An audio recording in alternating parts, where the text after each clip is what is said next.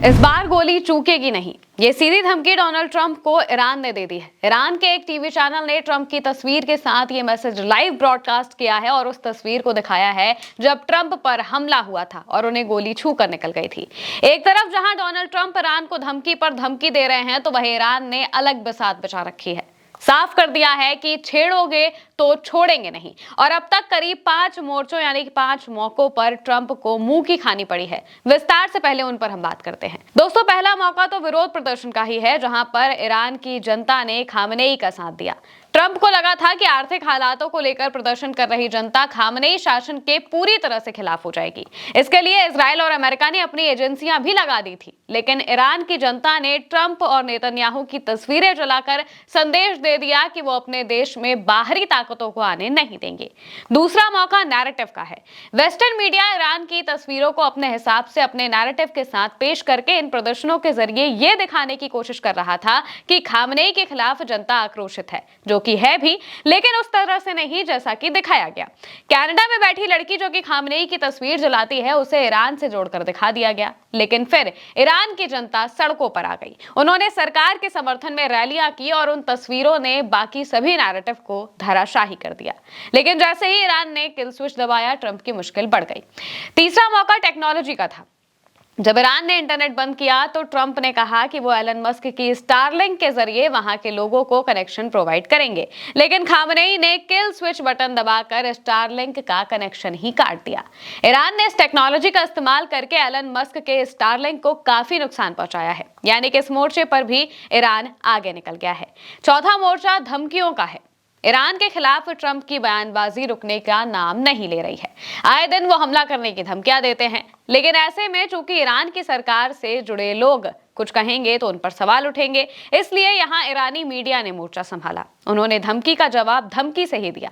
हालांकि ऐसी धमकियों का समर्थन नहीं किया जा सकता, लेकिन ईरानी मीडिया ने धमकी के साथ ये संदेश दिया है कि ईरान डरने वालों में से नहीं है। पांचवा मोर्चा हमले का है। ट्रंप धमकियां दे रहे हैं, लेकिन ईरान एक्शन कर रहा है। ईरान ने विरोध प्रदर्शन के बीच अपने एयर स्पेस को ज्यादातर उड़ानों के लिए अस्थायी रूप से बंद कर दिया और नोटिस टू एयर मिशन यानी कि नोटाम जारी कर दिया था। हालांकि इसे कुछ घंटों बाद ही हटा लिया गया, लेकिन इस खबर ने ट्रंप की बेचैनी बढ़ा दी थी। कहा जा रहा है कि अगर अमेरिका कुछ करता है तो ईरान जंग के लिए पूरी तरह से तैयार है। ऐसे में ईरान ने अपनी तरफ से तैयारियां भी शुरू कर दी है। वो देश के अंदर भी स्थिति को संभाल रहा है और बाहरी खतरों से भी बचने के लिए तैयार है। ट्रंप इन 5 मोर्चों पर पिछड़ते हुए दिख रहे हैं। अमेरिका और इजराइल दोनों ही सत्ता परिवर्तन चाहते हैं। ऐसे में उनका यह सपना खामनेई पूरा नहीं होने देंगे। ईरान में 28 दिसंबर से शुरू हुई हिंसा कई कारणों से भड़की है। यह प्रदर्शन अब तक के सबसे बड़े प्रदर्शनों में से एक माने जा रहे हैं और अब तक अलग अलग मीडिया रिपोर्ट्स में दावा किया जा रहा है कि 2500 से ज्यादा लोगों की ईरान में मौत हो चुकी है। ट्रंप लगातार ईरान के खिलाफ बयानबाजी कर रहे हैं। हालांकि पेंटागन ने अभी तक ईरान के करीब कोई भी एयरक्राफ्ट कैरियर तैनात नहीं किया है, जैसा कि वेनेजुएला के मामले में देखा गया था।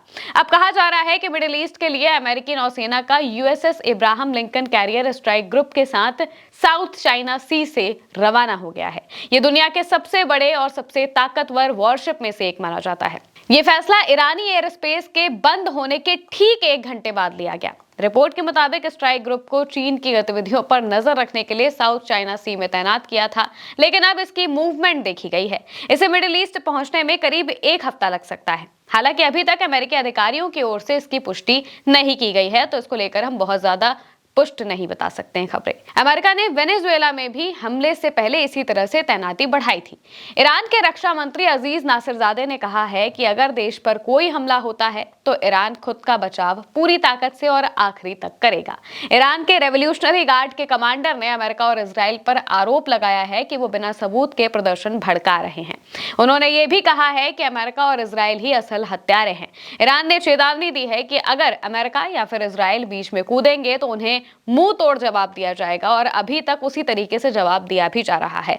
अमेरिका की एक एक धमकी का, एक एक कदम का जवाब ईरान अपने तरीके से दे रहा है और वहां पर भी स्थिति संभालने की पूरी कोशिश कर रहा है। ऐसे में अब ये देखना होगा कि अमेरिका का अगला कदम क्या होगा, क्योंकि जिस तरह से अमेरिका कदम चलेगा बिल्कुल उसी का जवाब देने के लिए ईरान भी बिल्कुल तैयार बैठा हुआ है। फिलहाल के लिए मेरे साथ इस खबर में इतना ही। आप देखते रहिए उल्टा चश्मा यूसी।